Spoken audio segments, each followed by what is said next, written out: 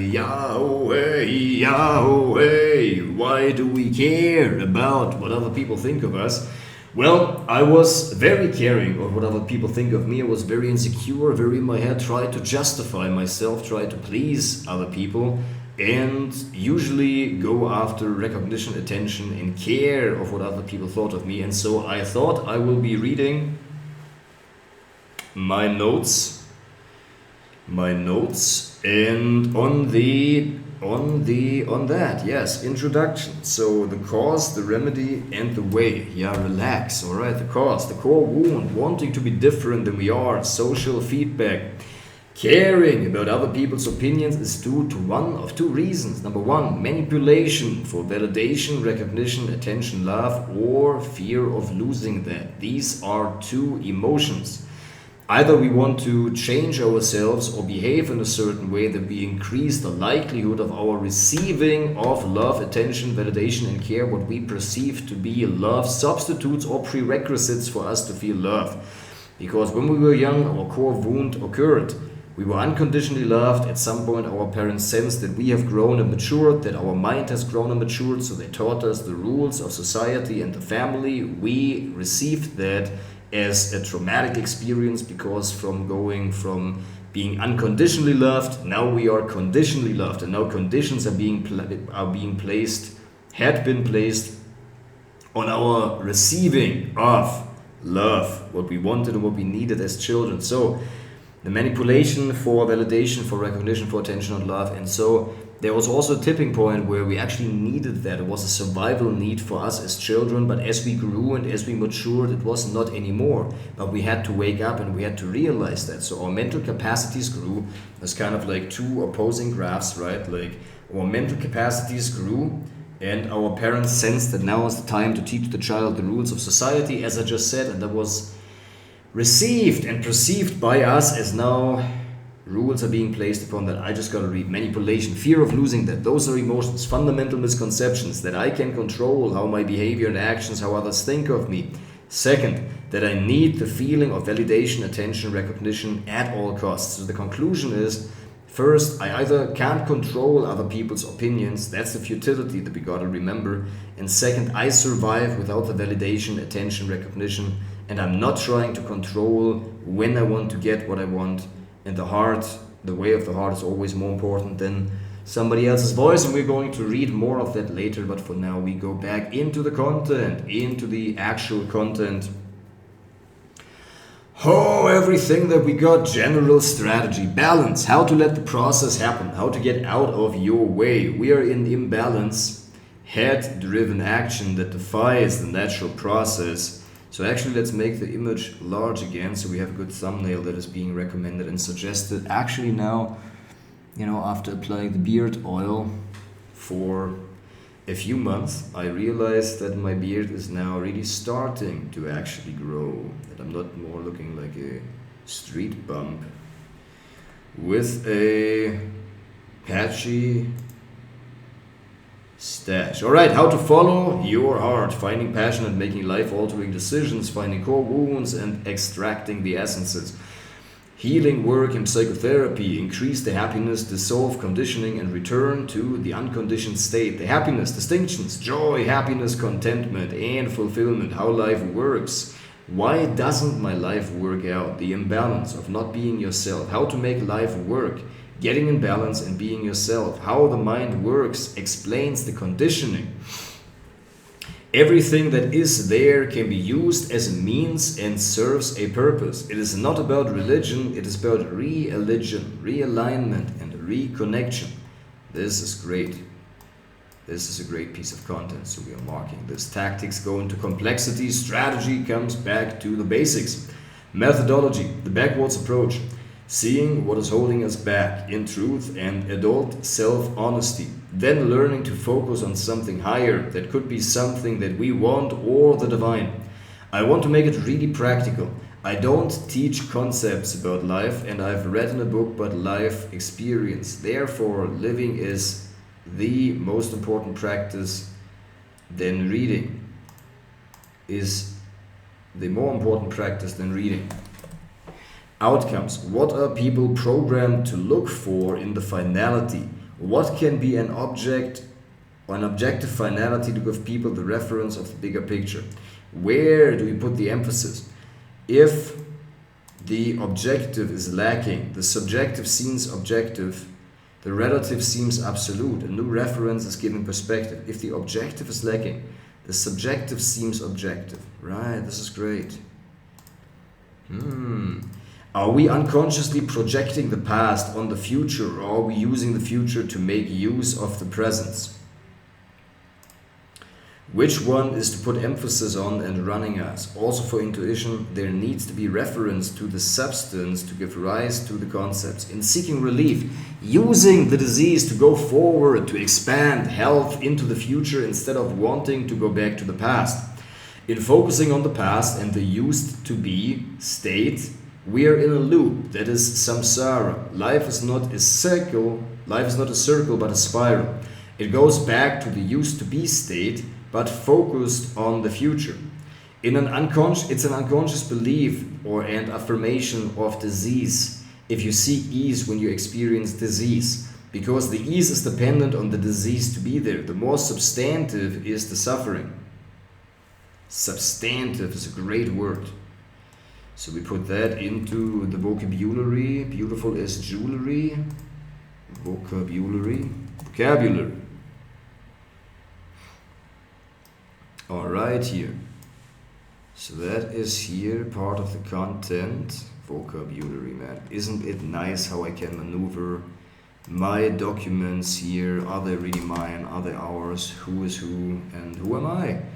And so yeah, content, the substantive, the suffering. When the ease is what you long for without having the absolute reference, tension and release.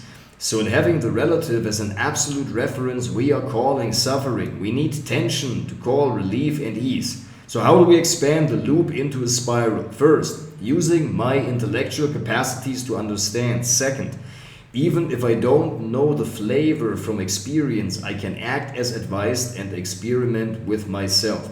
The subjective flavor needs to be traded for a super subjective flavor, a new personal experience that makes the old flavor bland and tasteless, unattractive. So the absolute can be experienced through the super subjective. I didn't even understand that. See where people are. You are looking for something, but there are two visions of the things you are looking for, and we're just giving another perspective. So we redefine the goal. The assumed goal behind the longing might be the relief, the subconsciously assumed. So how do we shift the centering on the substantial state of love and happiness instead of liberation from the relative? The goal has its own identity, but the relief, the goal, or it is a side effect of looking for something more substantial. What is a goal that is a goal and of itself is not only the absence of something, etc. The teacher doesn't bring the concept, he brings the dynamic with the concept of the teaching. The teacher doesn't teach life and his way of teaching that brings the dynamic. Exactly, self-knowledge. Self-knowledge is used as I use it, means understanding of the personal, specific conditioning in my psyche. Now, no self-knowledge is required, but oftentimes it is necessary. That means that you don't have to, and it's not a linear process, the self-knowledge over the enlightenment, but often it is needed. Self-knowledge has the purpose of breaking identification with behavior, emotion, and thought. So we come to see that we behave in ways today that are rooted in the association patterns that we have formed in childhood about ourselves, our parents, and the world. Self-knowledge is best used to break identification, so we need to be aware to not make it into a story of me and identify with it. We want to be aware that we don't use it to explain ourselves and make ourselves right through justification or giving us explanatory security and something to hold on to through a coherent narrative. This stems from the belief that we are not okay and we need to justify. Self-knowledge is the best way of behaving towards what arises in the inner world, to meet everything with acceptance and fearless curiosity. We don't get to know ourselves in order to achieve something. We best look at it as practice where nothing important is gained. Means to gain self-knowledge, inner child work, understanding that our behavioral patterns have a root cause and that they serve. The root cause is some association pattern formed in childhood related with parental affection, and they serve the survival of the child back then. What was expected of me? How must I not be? The child internalizes the parental expectation from how you should be to how I want to be, and how you must not be to how I want to be. This is a great piece of content. Was wir an unseren Eltern auszusetzen hatten, was wir ihnen vorgeworfen hatten, was wir an ihm verachtet haben, wovor wir uns geekelt haben, wovor wir uns gefürchtet haben, was wir vermisst haben, wonach wir uns gesehnt haben, was wir nie sein oder werden wollten oder durften. Triggers. Mirror work.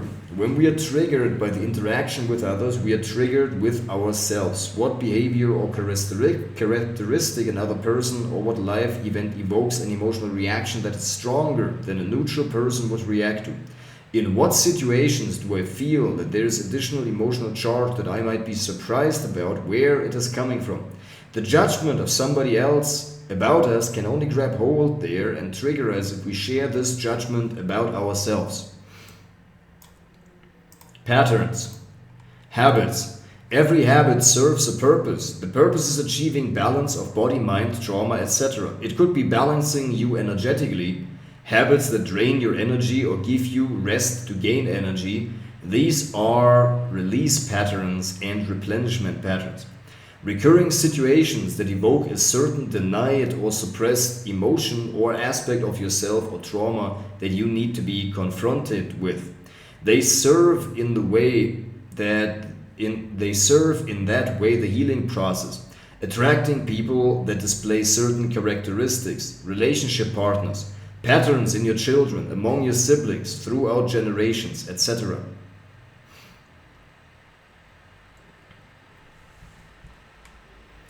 What is my overarching sense of purpose, my goals, etc.? Happiness and fulfillment for people, igniting their sense of vitality, awe, and beauty for life. Being an ambassador for life, understanding the language of life and bringing in a wording so that people can understand. Reigniting their sense of awe, beauty, and respect for life. I love that. This is a great piece of content. Finding the deep-seated place, your essence and fulfillment and bliss in the subtlety of life in small moments. Finding the juice of life through overcoming your obstacles with psychotherapy, getting in touch with your emotions, seeing beyond the false ego, etc. Helping people to connect because most of us are feeling lonely and isolated. Showing people how to follow their hearts and listen to their inner voice to have them make the experience of life working out smoothly. Bridging spiritual and psychotherapeutic knowledge to the masses for them to experience a life of happiness, fulfillment, and moments of bliss and emotions. To have them discover the juice of life. Changing the world by facilitating change in the individual.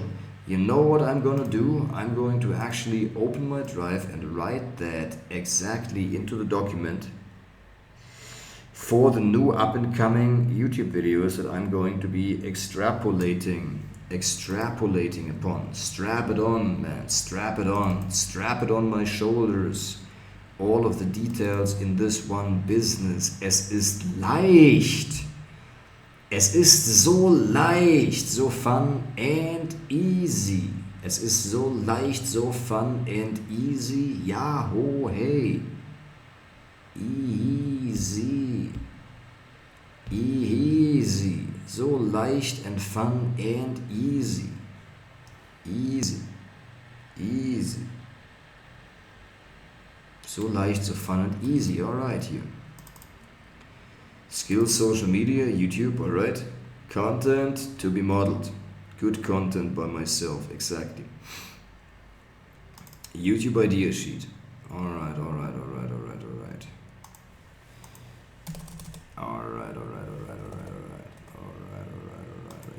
Okay, well. Next videos to be executed. Alright? Executed. We are so cute. We are so executed. Alright. What we needed to be, we internalize to what we wanted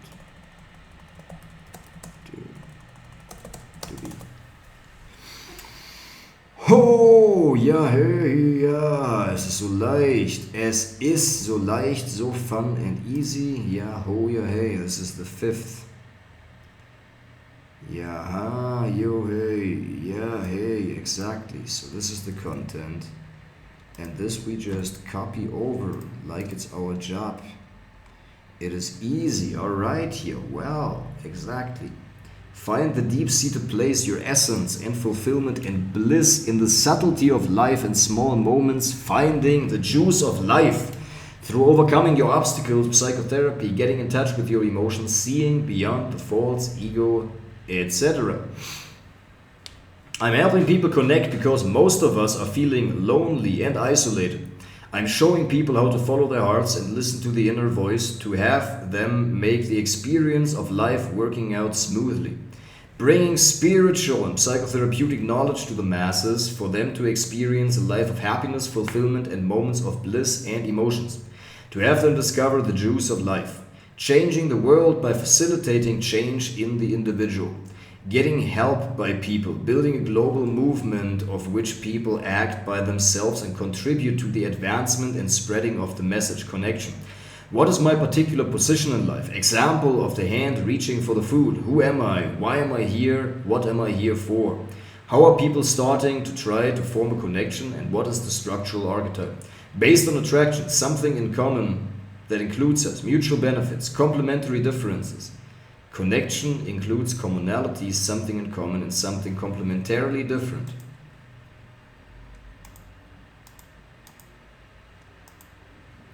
In overcoming my own insecurity about projects, serving, and self-obsession, I learned from experience by doing it how to teach that to people. My previously greatest holdbacks can now be my greatest gifts to inspire. Certainty, brevity, honesty. Inspiration happens by us seeing that in the other that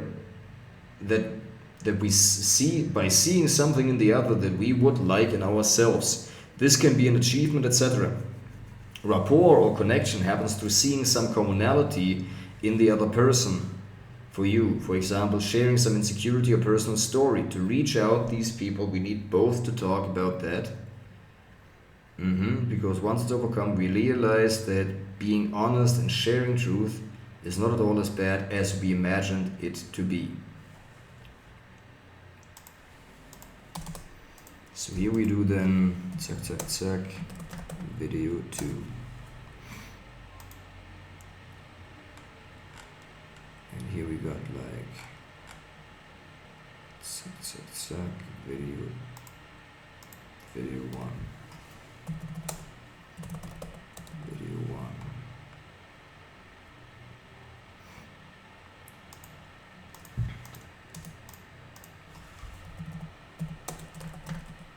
Video 1. Easy.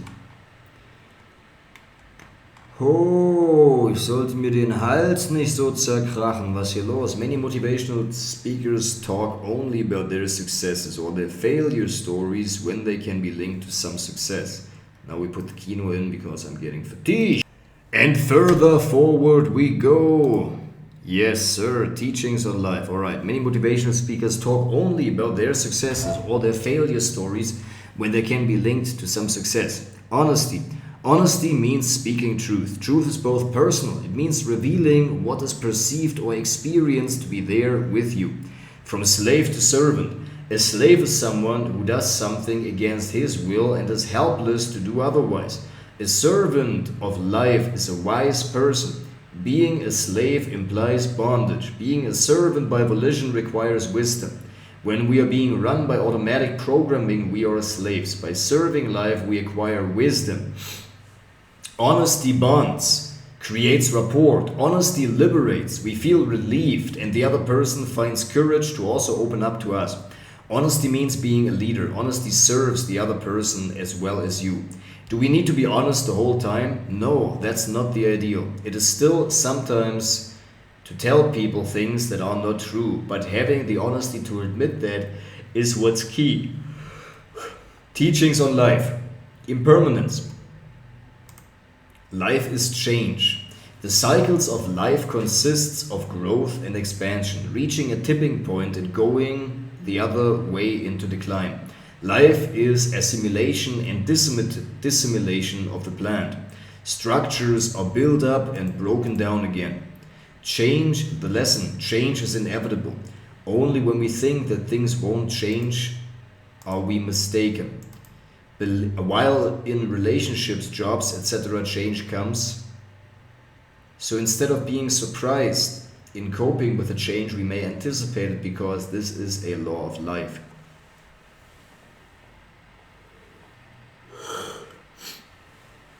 Life is cyclical movement, it is flow. The universe expands and contracts like the waves in the ocean for no reason. It is only a play of energy. Also, life has certain seasons. It makes sense to ride the wave so that it can carry us. In the same way, we might focus on ourselves first when we are young and single to understand life and focus in a bigger proportion about receiving so that we can go with the cycle of giving once we have children. The form of this world arises out of nothingness. It is one of life's greatest paradoxes. Existence comes out of non-existence. Fullness comes out of emptiness. So the non-successful approach is to fill ourselves out of this perceived emptiness. The successful approach would be to feel the emptiness and see that fulfillment is coming out of it. Major lessons in life to learn. Non-resistance versus resistance. Initiation without force. We don't force results. Results are let go of. Actions are invited. Balance versus imbalance. Faith versus seeking validation. Opening and letting go instead of contraction. Surrender instead of making things happen. Offering and receiving.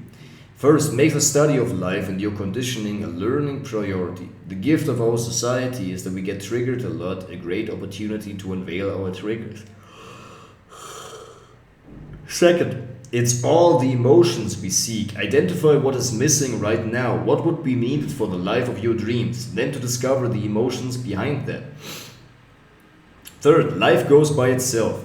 There are two polar opposite modes of living life, from the head and from the heart.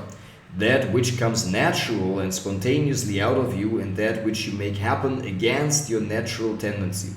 When we feel closer to the beating of our heart than to the thoughts in our head, we are on the right track. By following the path of the heart, we end up with the life of our dreams. Maybe not exactly in the form, but in essence. Maybe not in the form that we dream of, but in the feeling that we associate to it. Following the way of the heart will make the longing cease and lead us to where we feel everything is okay the way that it is. It takes different amounts of time for different people. The experience that one can make on this path are the following. I have made important life decisions to get out of life circumstances that are detrimental to me and decisions to affirm life circumstances that serve me. I have realized that thinking about myself and others go hand in hand.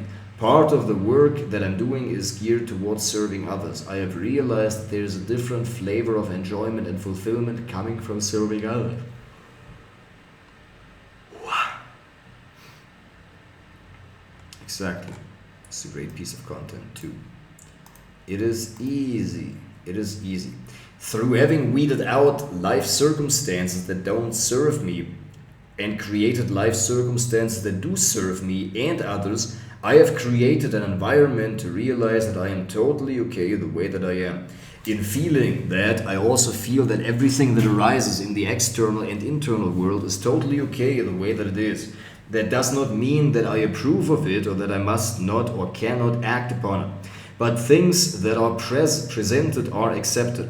Further on my path, I have made the experience that there is a difference in acceptance.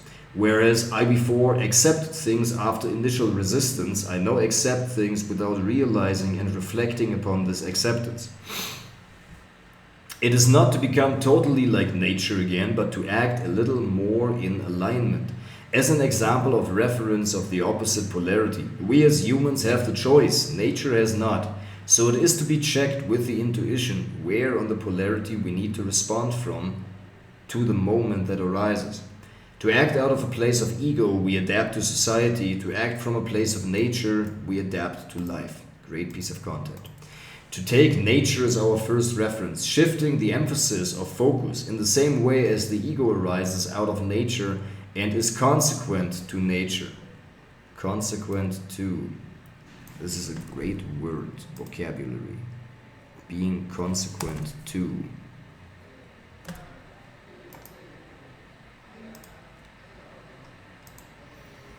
Interference of the natural. Our first reference is how nature would act and respond. Let's take the tree as an example of how to live our lives with ourselves when we are by ourselves going through life. Like the tree, there are two worlds, the inner and the outer. They both depend upon each other and they need each other to expand. So it's internal work and life practice. Internally it's about seeing what you don't see, and outside serving and giving more space to more life by expanding your branches. Life teaches us from the outside in. We observe a certain relation with life. We make a personal relation based on reference to some archetypal. Yes, life teaches us from the outside in. This is great. We observe a certain relation with life. We make a personal realization based on the reference to some general archetypical teaching, but need to affirm this realization by entering a new relation with life based on this realization. Learning works that we reference something new to something known. Great piece of content. If it's entirely unrelatable to something known, we are either indifferent or confused. So the first learning happens in reference to the absolute, which is intuitively known, experientially known. The included doesn't interfere with the process that is suggested by the inclusive. In that way, the included doesn't suffer the consequences of separation. It adjusts so that the change of the process can still flow through it, but it doesn't try to alternate the process. Adapting instead of alternating is the teaching. There are different processes in our life. Alternating.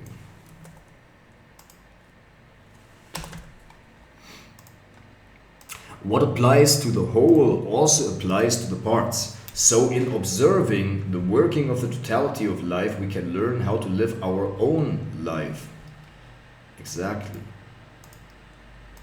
Life also teaches us the way it works to align with us to the way that it works, so that we work the way that it works. Life aims at restoring balance. What seems like an imbalance on one level integrates into homeostasis on a higher level. There are dying cells and healthy cells, but the organ on the higher level is in balance. Sometimes some organs work overtime while others rest, but the entire system is in balance. There are stars dying and being born, but the universe is in its entirety in balance. Physics teaches us that all is energy. Energy itself is neutral. It is charged positively or negatively, but it is neither good nor evil. Good and evil are evaluations from a mental standpoint of view based on small frame perspective rather than the big picture perspective. Seeing everything that happens as neutral means unconditional acceptance. This is viewing life from life's big picture point of view. Seeing everything that happens through the filter of our mentality in terms of what we want or need or do or want or need means conditional acceptance. Life's mysterious process leads us to facing situations of experiencing what we want to avoid or losing what we chase in order to break the attachment and integrate the former avoided sought object into a neutral attitude or indifference. Video 3. Exactly. Wanting something or fearing to lose the same thing go hand in hand. Like a magnet, we cannot get rid of one side of the polarity. Healing is inevitable and goes by itself. Life is a process. It goes by itself. We don't need to do something to keep up the process. All we need to do is to stop interfering with the natural process. Awareness heals. Life circumstances can change for the better. Life circumstances change when our internal relation changes. It is possible to find happiness. Happiness is found to be there, not created anew. Great piece of content.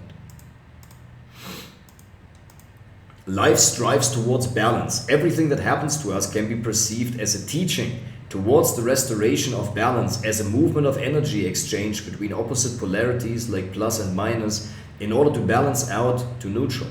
Success is attracted rather than pursued. What we resist persists. Resistance means interference with the natural process. Resistance interferes with feelings or thoughts running the natural cycle.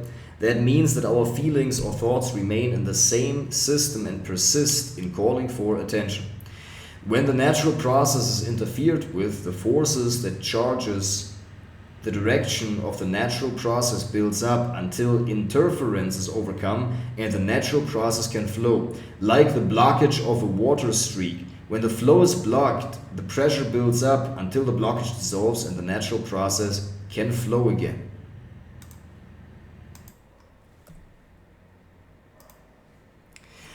When the natural process is interfered with, the force that changes the direction of the natural process builds up until interference is overcome and the natural process can flow. Like the blockage of a water streak, when the flow is blocked, the pressure builds up until the blockage dissolves and the natural process can flow again. Whatever we seek or want, it is never the thing but the emotion we anticipate from getting it. We're never chasing things but the emotions that we associate with it. We don't chase towards something, we don't chase to have something, but the way that makes us feel. The internal match the external. To improve aliveness, internal work is needed. How we relate to the external is a mirror of how we relate to the internal. So when we understand that happiness is the default state, only overshadowed by conditioning, external triggers can be seen as a pointer towards internal conditioning that, if let go of, unearthed happiness. The degree and amount of feeling of resistance to external situations, rejecting, not wanting, being pissed off by its happening, matches the degree of amount of feeling of resistance towards parts of ourselves. Great piece of content. When we experience life as dull, unalive, or one mesh, we experience us internally as dull, lacking the variety and depth, and one mesh without distinctiveness. An emotionally rich life can only be experienced by an emotionally rich person. Obviously, but a great piece of content.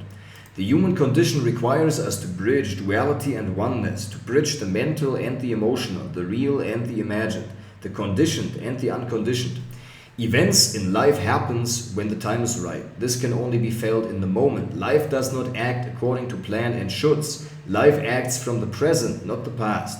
Just because the first flowers blossomed last year in mid-February doesn't mean it needs to be that way this year too. It happens when the circumstances are right. Life feels when the present moment is right, not when things should happen according to past memory. Life has past time memory, but it uses it in an intuitive sense, not in a determining sense. The past is servant to the present, not the present servant to the past. Anticipation of the future also is servant to the present. Life is polar on indefinitely many dimensions. Every individual needs to find their own place on those dimensions. The way to find your place in life is to tune in with your intuition. Oftentimes we are head-drivenly moving towards each one of the polar extremes in order to naturally gravitate towards our optimum. There is a trade-off between the mental functioning and the present moment. Both cannot exist at the same time.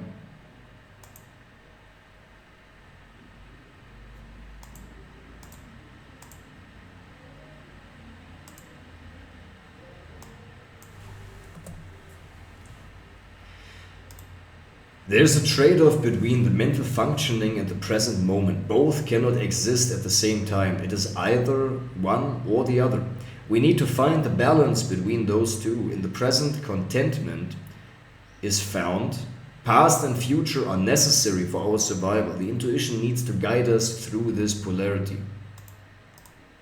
Life goes from simplicity through complexity, integrating back into coherent simplicity, but with the intuitive knowledge and experience of complexity. The human journey goes through being lost in complexity to arrive at wisdom, like a plant growing from soil through complexity and blossom and reintegrate back into the earth. but with the experiential knowledge and complexity of life. In a similar way, we come out of life, gather life experience, get lost in complexity, and integrate back into life. So this as a general archetype of life also for our understanding. We know little, we accumulate knowledge, we get lost in it and arrive back at simplicity. But with this intuitive knowing of complexity, the formula reads, you start from simplicity, go out of the motivation of seeking,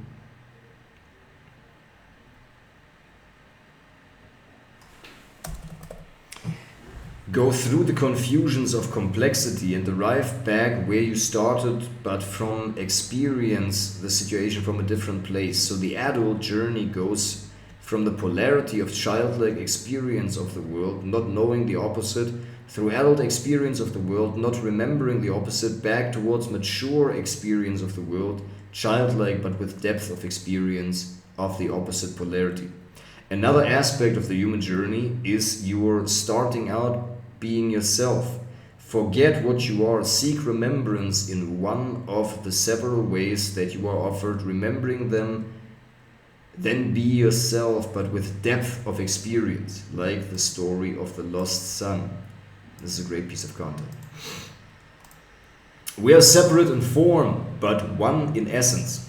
Connection means separation in relation. Alienation means separation without any relation. Oneness underlies separation, connection, and alienation. We can liken life to a tree and our own lives to different buds of the tree. It is easy to see that the tree is also the bud. From the perspective of the bud, it is not as easy to see that the bud is not the tree. Not in its entirety, of course, the bud is part of the tree, but it is still the tree.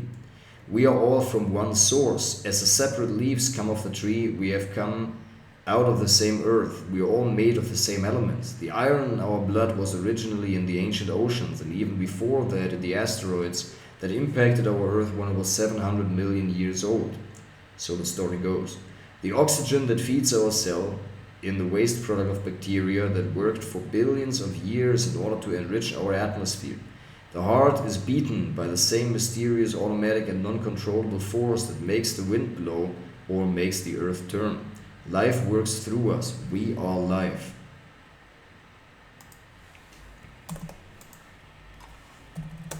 Video 5. Video 4. This is great.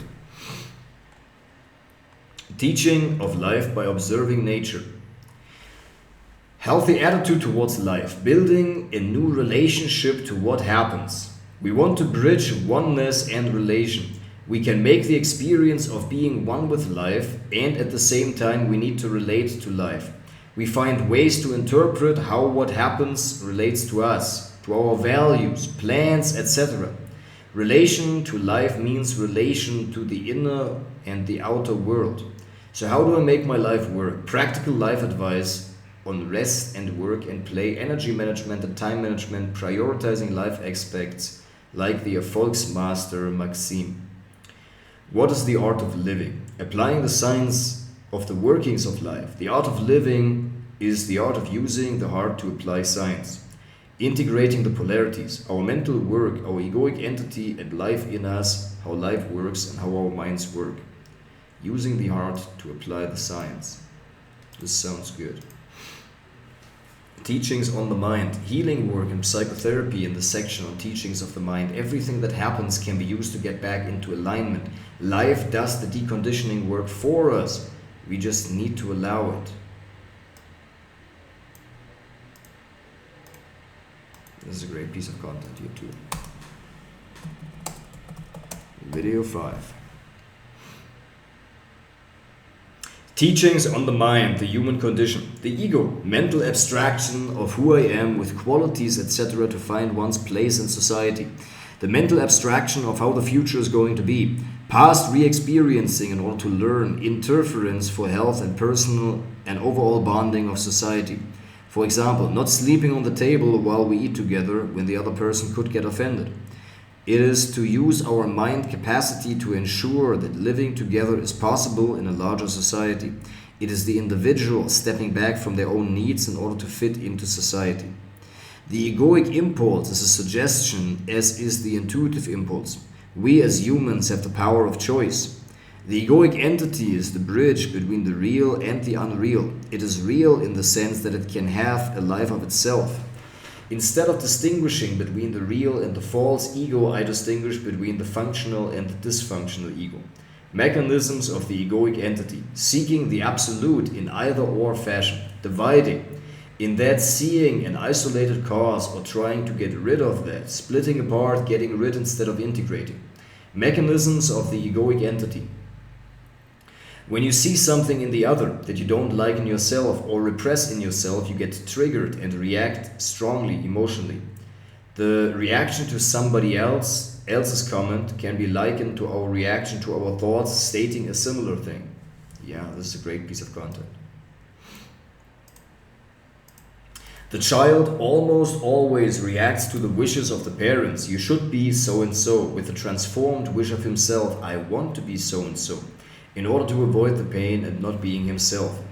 Animals also experience emotion, as it is believed, as well as conflicting impulses between, for example, leaving the child to join with the tribe, so self-preservation, and staying with the child.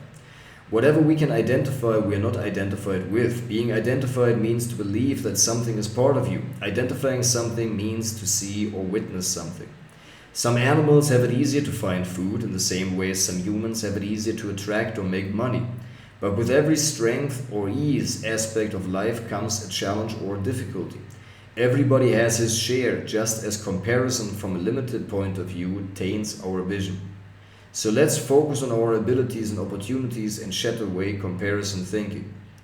I don't need to be perfect to start serving. My weakness and still active conditioning talked about in truth and honesty builds relatability.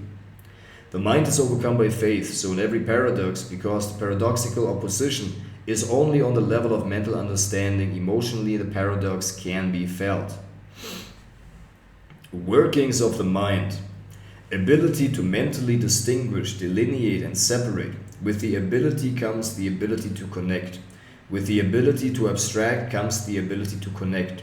Without the mental separation on the level of objects, we would not be able to handle certain separate objects and relate them to one another to form tools, etc.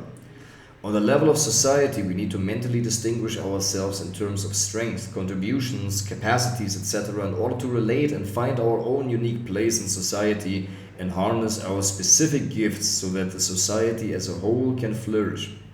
Second, ability to anticipate the future and draw learnings from the past. We do not only, like mammals, have an intuitive knowledge of the past that aids the present, but we can mentally replay the past or anticipate the future for the trade-off of the present moment. 3. Keeping alive what we experience as us.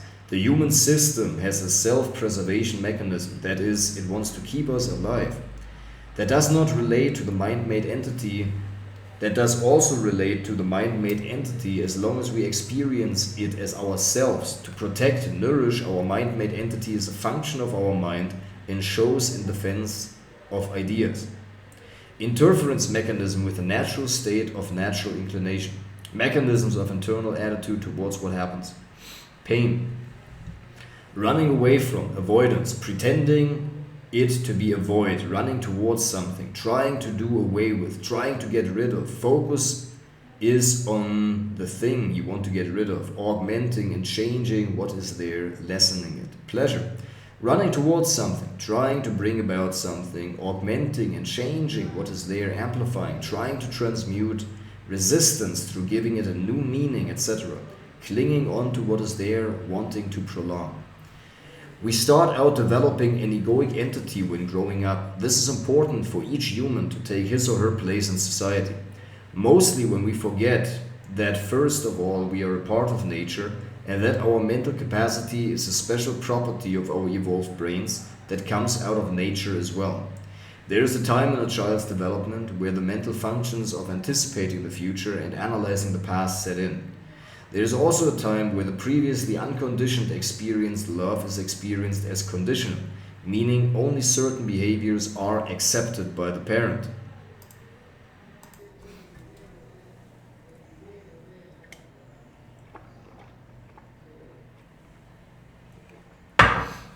Ein starcher ginger tea.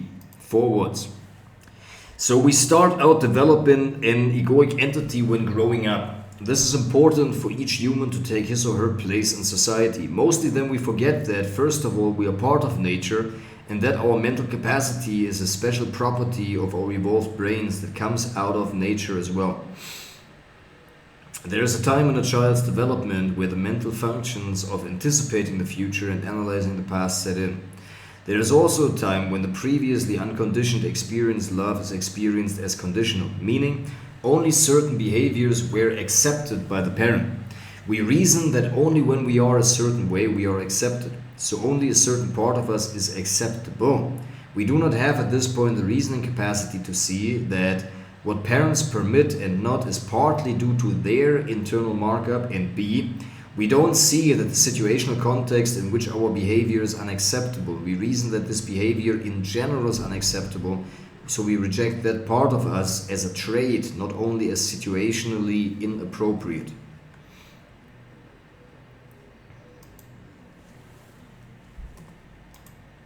This is great. When those two overlap in the development, the egoic entity starts to build itself in the child's psyche. The entity is a mind-made entity comprised of mental reasoning with strong emotional connotation, meaning what is mentally reasoned is related to the access to parental affection, which is equal to survival of the child, to the child. So to keep this mind-made entity alive, it is to ensure that the entire system stays alive. The egoic entity is complex and individual in its manifestation, but it has general working principles and archetypes.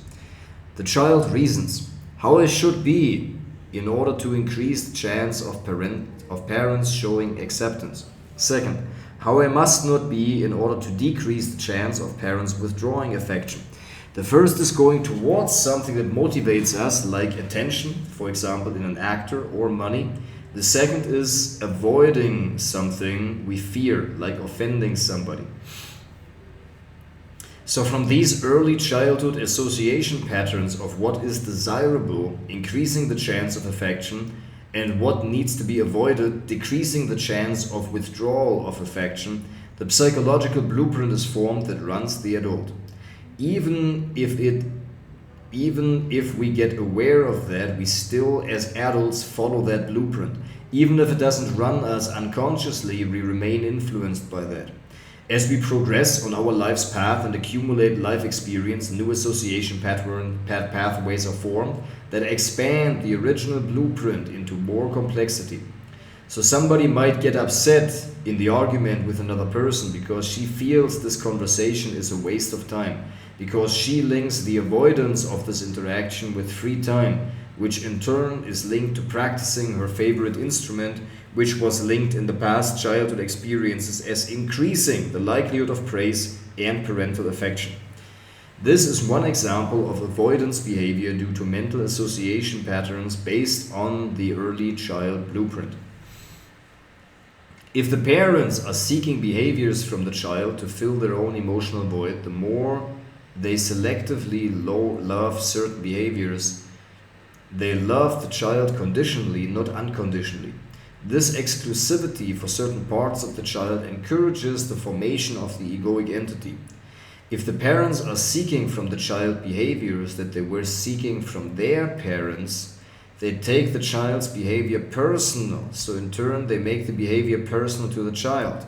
The more the child feels personally wrong instead of the situationally displayed behavior being wrong, the more the urge to be different is ingrained in the psyche.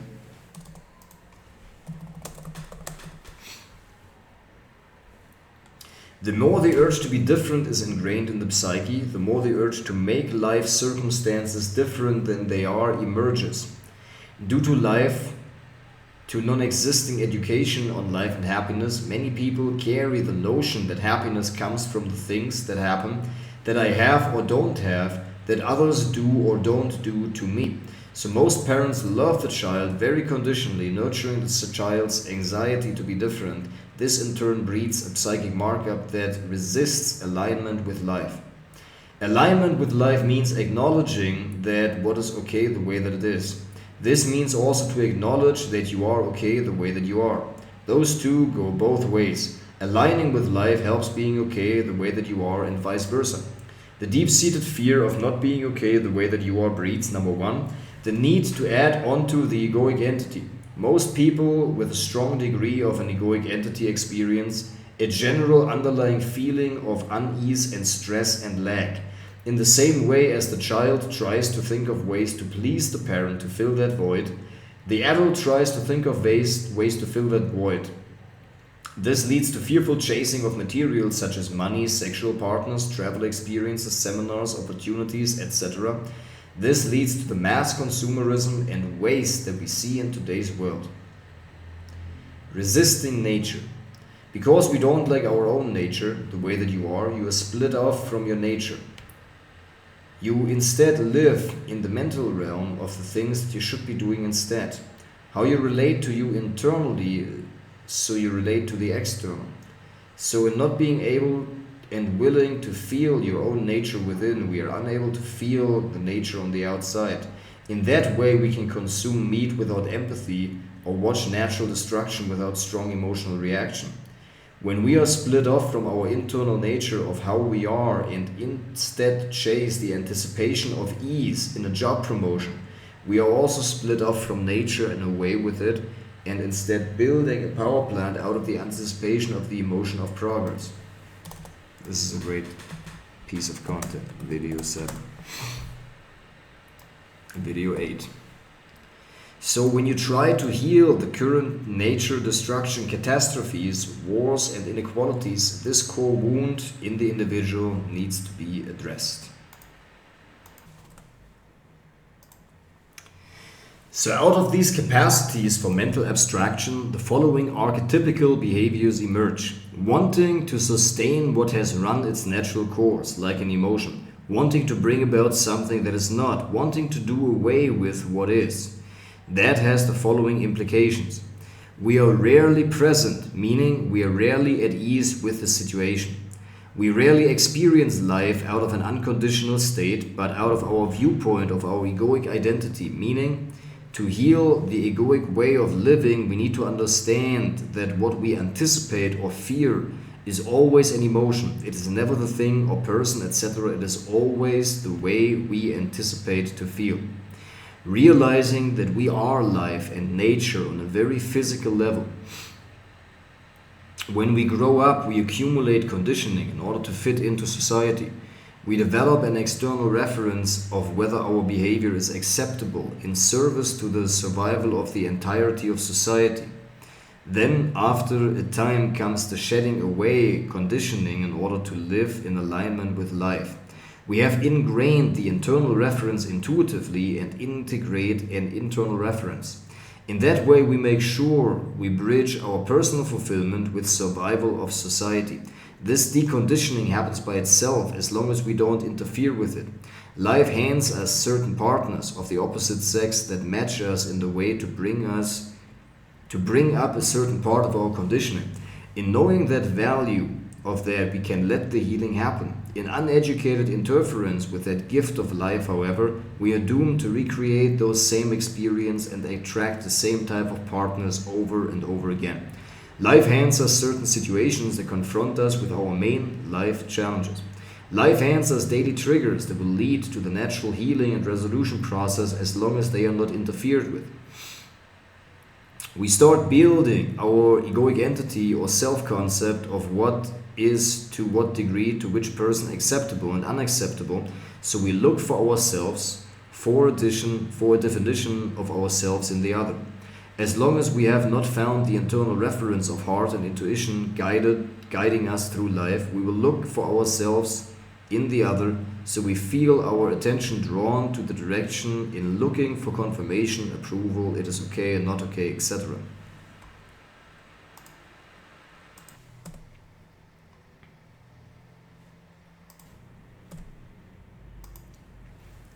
We start building our egoic entity or self-concept of what it is to a degree to which person acceptable and unacceptable, so we look for ourselves for addition of ourselves in the other. Man, this is a great video here. For a definition of ourselves in the other, as long as we have not found the internal reference of heart and intuition guiding us through life, we look for ourselves in the other, so we feel our attention drawn to the direction of looking for confirmation, approval, it is okay and not okay, etc. Animals experience themselves as separate, yet they remain individual in the sense that they know their undivided nature beyond that. Identity means what we feel identical with. Our unchanging identity is the nature that we are. A volatile identity that can be cast away is that of our egoic identity. When we feel identical with that, we identify, we create suffering. Human nature, faculties, conceptualization, memory prediction, ego versus false ego. The real self comes about before the conditioning, choices and will. The included is not the inclusive. It doesn't have the same parts and structures. The leaf is the tree, but it is consequent to what is referent.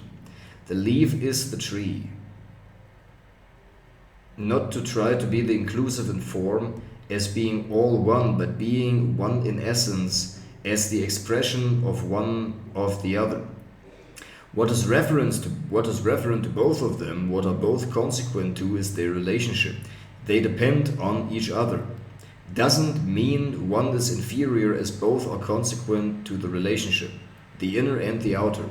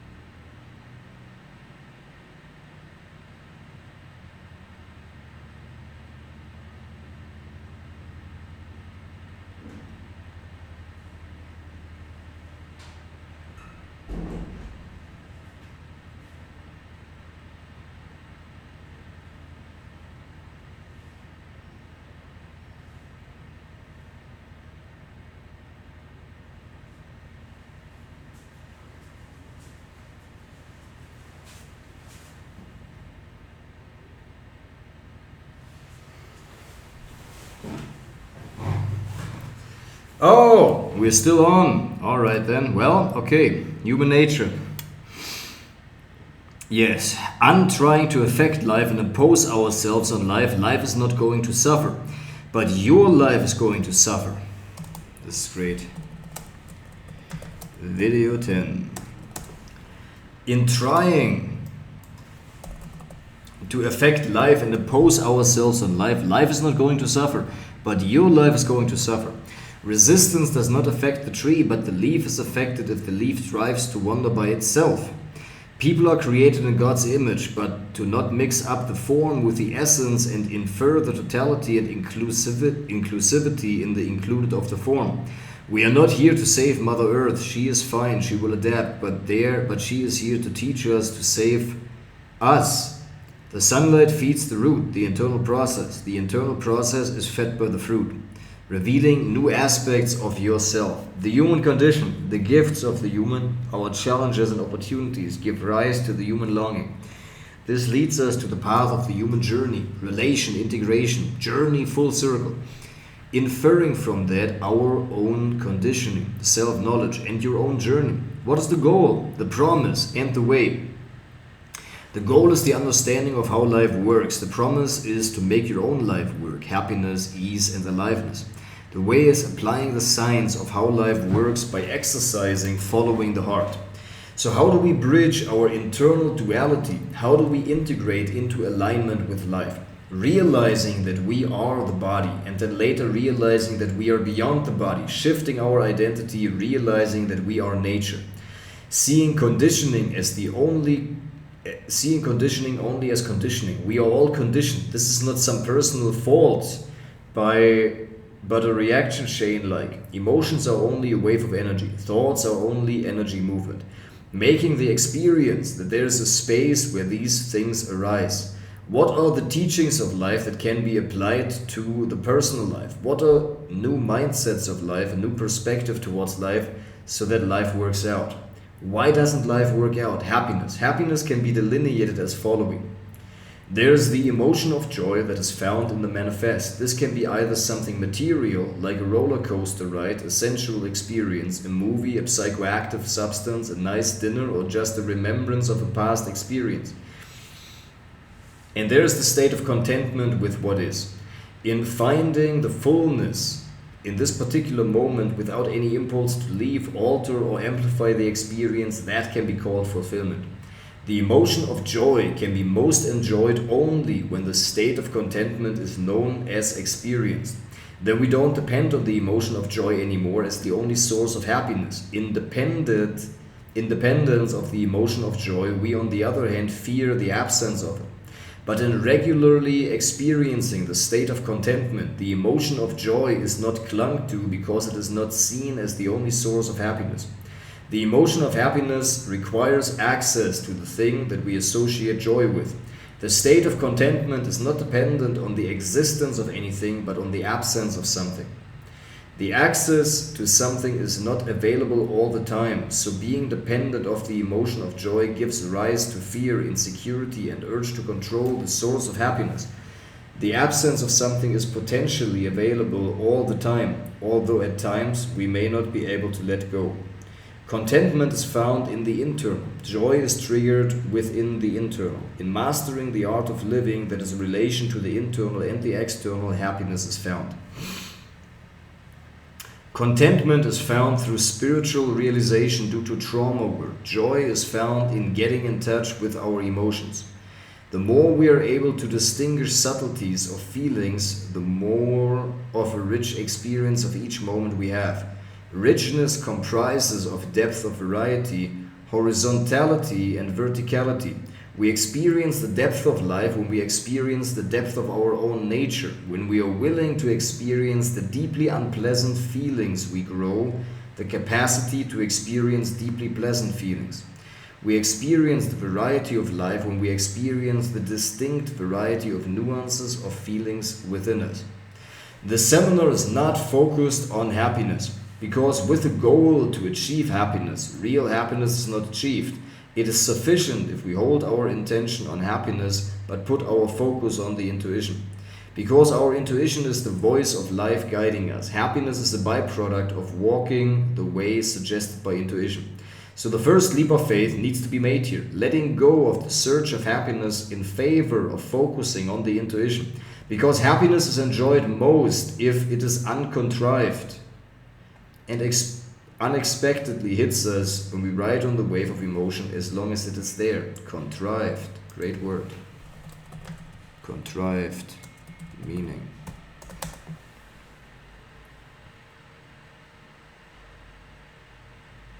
When it's contrived.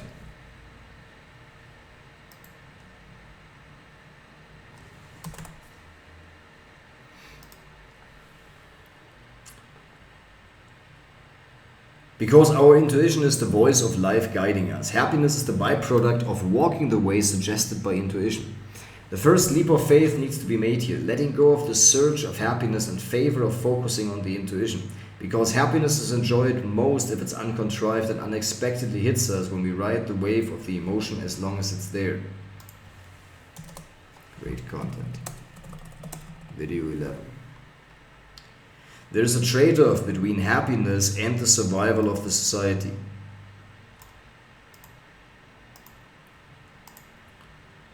For the society to survive, we need to compensate at times our personal fulfillment and interfere with it, acting from a place of our egoic entity. We don't follow our hearts but our heads. This trade-off needs to be balanced so that fulfillment and societal stability remain. Happiness is already there. It doesn't need to be trained or brought about to be there. Joy, however, can be trained through techniques such as NLP. The question is just, do we feel it, or is our focus pulled towards something that has more survival value right now? That's the way our psyche works. Attention is automatically drawn towards what is deemed to have survival value for our system. When the attention is not pulled away at rest in the moment, happiness and contentment as the default state is felt. This same dynamic also applies to our physical system. Digestion is active when there is nothing to do. In the absence of a stress response, the body drops naturally into restfulness and digestion sets in. This is the natural state, only interrupted by the occasional survival-related stress response. The difference in the mental system is that a much larger variety of occasions evoke this stress response, so that most people next to never rest in a natural state. As long as we fully identify with our mental identity, most happenings in human interactions are survival related, as they challenge the mental picture that we have of ourselves, so evoking a stress response. There are different aspects to happiness. It needs the absence of certain things for happiness to be felt: physical unrest and stress. Absence of escapism and avoidance behavior towards what life needs us to experience or wants to show us. A healthy relation towards the external. Absence of repression or resistance within. A healthy relation towards the internal. Something might seem to be there depending on our personal needs for happiness to be felt. Some form of family relationship or an intimate partner relationship cannot evoke contentment. They can, however, bring joy, but most often it is the absence of human relations that give rise to physical stress, of the absence of being a manifestation of escapism. That leads to the survival response, opportunity to serve, opportunity to self-express. Exactly. This is now good enough.